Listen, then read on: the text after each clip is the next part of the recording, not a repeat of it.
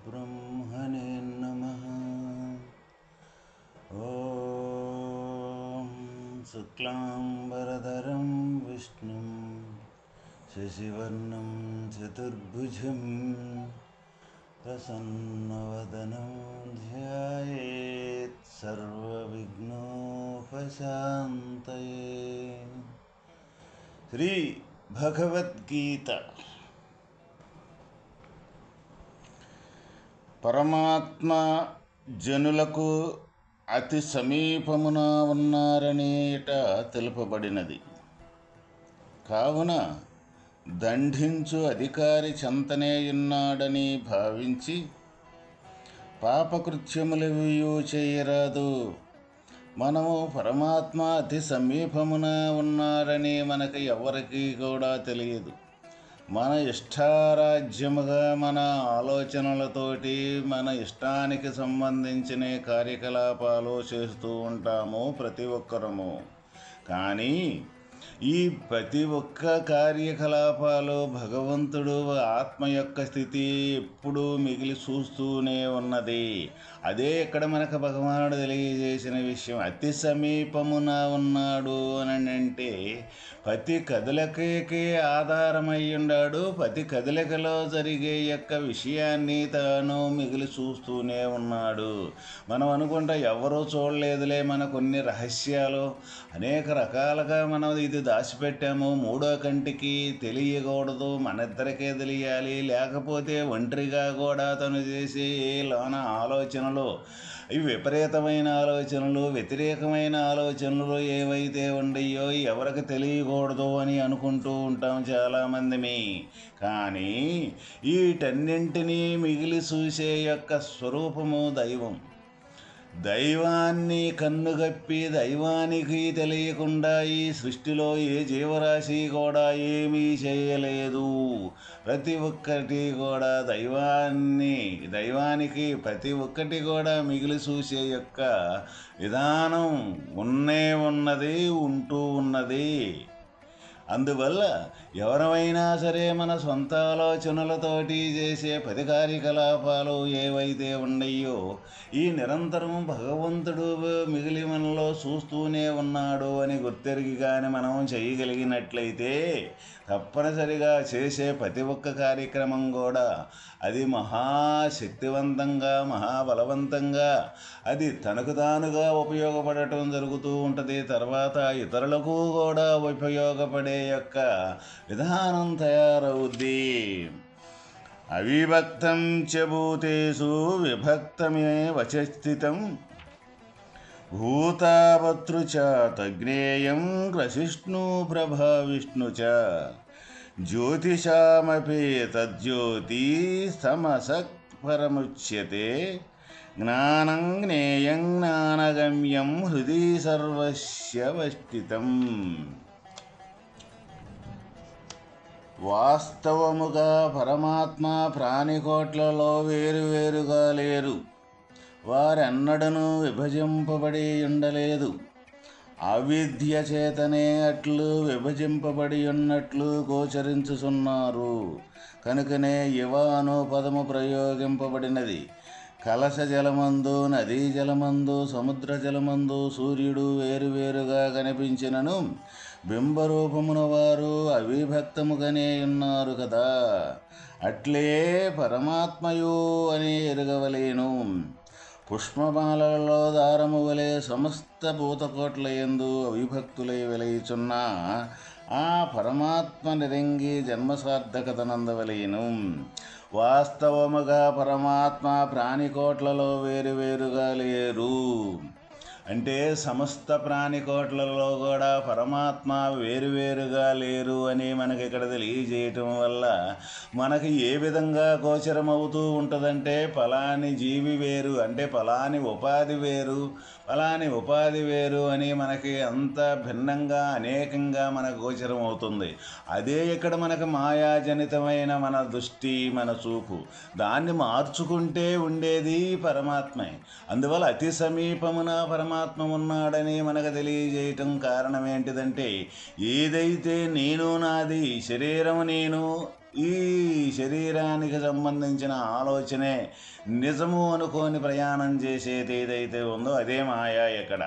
అందువల్ల ఇక్కడ మార్చుకోవలసిందేంది? సర్వసమానంగా దైవం అన్ని ప్రాణికోట్లలో ఉన్నాడు అన్నప్పుడు సమానంగా ఇప్పుడు మనం ఏ విధంగా చూస్తూ ఉన్నాము అంటే వేరువేరుగా చూస్తూ ఉన్నాము. నేను వేరు, నువ్వు వేరు, ఇంకొకటి వేరు, ఇంకొక చెట్టు, ఇంకొక పుట్ట. వాస్తవంగా కనిపించే దృశ్య ప్రపంచం మొత్తం కూడా ఒకే వస్తువు. ఏంటిదా వస్తువు అంటే పరమాత్మ యొక్క ఆధారంతో పంచభూతాత్మకమైన యొక్క వస్తువే తప్ప రెండవ వస్తువు అంటూ లేనే లేదు ఏదైనా సరే. అటువంటప్పుడు వస్తురూపకంగా చూసినా సరే మొత్తం కూడా ఒకే ఒక వస్తువు అయి ఉంది. ఆ వస్తువులో మన శరీరంలో ఈ శరీరమే కూడా వస్తువే.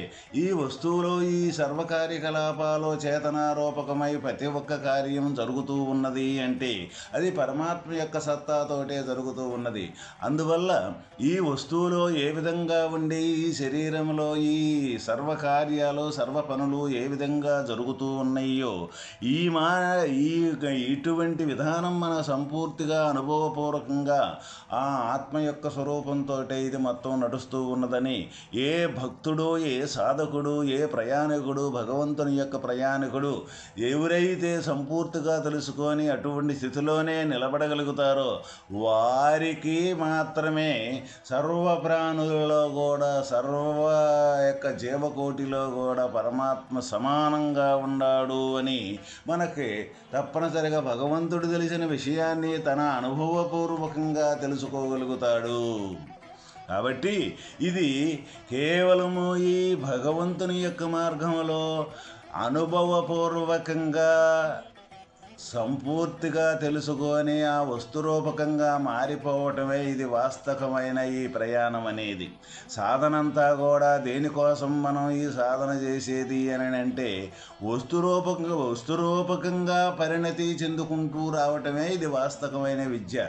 ఇది కేవలము చదువుకోవటము, లేకపోతే పెద్దలు చెప్పినది వింటము, లేకపోతే ఏ వేదాలు ఏ గ్రంథాలు అనేక రకాలుగా లక్షల కోట్లలో ఉన్నప్పటికీ కూడా నేను అది చదివాను, నేను ఇది చదివాను, నాకు ఆ వేదం తెలుసు, నేను లేకపోతే అద్వైత సిద్ధాంతము, లేకపోతే ద్వైత సిద్ధాంతము, లేకపోతే విశిష్టాద్వైత సిద్ధాంతము అని కొన్ని సిద్ధాంతాలు కొన్ని మతాలతోటి అనేక రకాలుగా ఇక్కడ మనం లోకంలో ఎన్నో చూస్తూ ఉంటాం. ఏ సిద్ధాంతమైనా, ఏ మతమైనా, ఏ మార్గమైనా సరే వాస్తవమైన పుట్టుక లేకుండా చేసుకోవటమే వాస్తవమైన మార్గము. ఎవరు పుట్టారు అంటే మనం ఉపాధి అనేది జీవరూపకంతో ఉపాధి అనేది మనం పుట్టాం కాబట్టి ఆ పుట్టుక లేకుండా చేసుకునే యొక్క విధానం ఏదైతే ఉందో అదే అన్నింటికంటే ఉత్తమమైన సిద్ధాంతము. ఆ పుట్టుక లేకుండా చేసుకోవాలి అని అంటే ఈ పుట్టుకనేది లేదు అని నీకు తెలియాలంటే ఉండేది భగవంతుని యొక్క స్వరూపం తప్ప రెండవది లేదు అని నీకు సంపూర్ణంగా అనుభవపూర్వకంగా మనకు తెలియాల్సిందేను. మరి అనుభవపూర్వకంగా తెలియాలి అంటే అనుభవపూర్వకంగా వస్తురూపకం అయితేనే పుట్టుక లేకుండా ఉండేది అనేది మనకు తెలుసుద్ది, తేలిపోతుంది అన్నమాట. పుట్టుక అనేది ఒక భ్రమనే మనకు తేలిపోద్ది. అసలు నేను పుట్టలేదు అనేది మనకు తేలిపోద్ది. ఎప్పుడైతే పుట్టిన వస్తువు ఏ వస్తువు అయితే ఉన్నదో అది ఎప్పుడూ మరణించేదానికి కూడా ఆస్కారమే లేనే లేదు. ఎవరు మరి ఇక్కడ పుట్టిన వస్తువు అంటే పరమాత్మ యొక్క స్వరూపమే పుట్టిన వస్తువు అంటే. పుట్టిన వస్తువు ఏంటిదంటే ఆ పుట్టింది ఏదైతే ఉందో దాన్నే జీవుడు అంటాం అన్నమాట. మరి ఈ జీవత్వాన్ని సంపూర్తిగా వదులుకుంటే ఉండేది దైవత్వమే. ఈ జీవత్వం లేదు అని తెలుసుకుంటే ఉండేది దైవత్వమే. మరి ఈ జీవత్వం ఎందుకు ఏర్పడింది? ఇది నిజము అనుకొని ఈ జీవి యొక్క పరిధిని ఆపాదించుకొని సర్వం అనేకంగా కనపడే దృశ్యరూపకం మొత్తం పరిగెత్తేది ఏదైతే ఉందో దాని వెంబడి పడిపోయేది ఏదైతే ఉందో అదే మాయ, అదే జీవుడు, అదే ఈ శరీరము, అదే ఈ సంసారము, అదే ఈ జనన మరణ యొక్క చక్ర ప్రవాహము. దీన్ని తొలగించుకుంటే ఎవరైనా సరే ఉండేది దైవత్వం తప్ప రెండవది లేనే లేదు. అందువల్లే పరమాత్మ ఇక్కడ ఏం చెబుతూ ఉన్నాడు అంటే సర్వ ప్రాణులలో సర్వజీవకోటిలో కూడా నేను సమానంగా ఉండాను అని మనకు చెబుతూ ఉన్నాడు. ఇక్కడ రెండు దృష్టాంతాలు కూడా మనకిచ్చాడు. కలిశ జలమందు, నదీ జలమందు, సముద్ర జలమందు.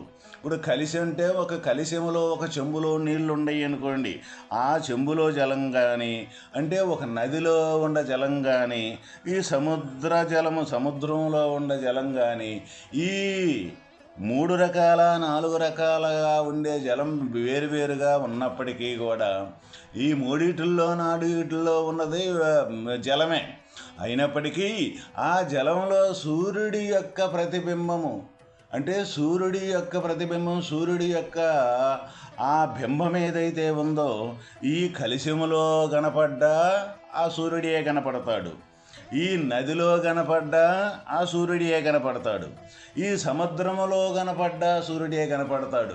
వాస్తవంగా ఈ ఆవరణ దోషంతో వేరువేరుగా ఇందులో ఒక సూర్యుడు, అందులో ఒక సూర్యుడు, అందులో ఒక సూర్యుడు అని మనకు గోచరించాల్సిందే కానీ వాస్తవంగా ఉన్న సూర్యబింబం మన పైన ఒకే ఒక సూర్యబింబము. అదేవిధంగా ఇక్కడ ప్రతి ఒక్క శరీరంలో కూడా పరమాత్మ యొక్క స్థితి సర్వవ్యాపకంగా సమానంగా ఒకటిగానే ఉన్నాడు. కానీ ఈ ఆవరణ దోషం ఏదైతే ఉన్నదో ఈ ఆవరణ దోషంతో వేరువేరుగా గోచరించటం మనకు కనపడుతూ ఉన్నది. ఇంకా రెండవ యొక్క దృష్టాంతం, రెండవది ఏ విధంగా అంటే పుష్పమాలలో దారము వలె సమస్త భూతకోట్ల యందు. పుష్పమాలలో దారం అనేది మనకు ఎవరికి కూడా కనపడదు. అయితే ఆ దారం అనేది పుష్పాల్లోనలో లేకపోతే ఆ దండ అనేది, ఆ మాల అనేది నిలబడదు. అయితే ఈ పువ్వులు మొత్తం కూడా ఆ యొక్క దారం ఆధారంతో ఎన్ని రంగుల పువ్వులు మనం కలిపి కట్టినప్పటికీ కూడా ఈ పుష్పమాలలో ఆ దండలో దారం అనేది లోన ఇమిడుండప్పుడే ఈ ఒక దండాకారంగా మనకి గోచరిస్తూ ఉన్నది.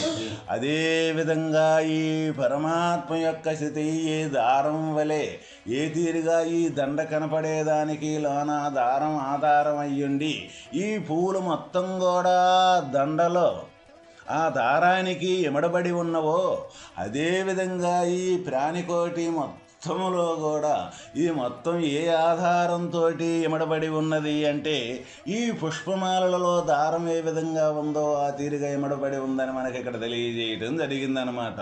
అందువల్ల మనకి ఎందుకు ఈ భిన్నంగా అనేక రకాల పుష్పాలు ఉన్నప్పటికీ, అనేక రంగులు ఉన్నప్పటికీ కూడా మాలకాడకు వచ్చేటప్పటికి అన్నీ ఒకే దండలో ఏ తీరుగా గోచరిస్తూ ఉంటాయో అదేవిధంగా ఇక్కడ లోకో భిన్న రుచి అన్నప్పుడు ఈ లోకములో అనేక రకాలుగా మనకు గోచరించినప్పటికీ కూడా ఇవన్నీ కూడా దండలో దారం ఏ తీరుగా దాగి ఉన్నదో అదేవిధంగా ఈ అన్ని ప్రాణికోటి సముదాయంలో పరమాత్మ తీరుగా ఏకమయ్యే ఉన్నాడు.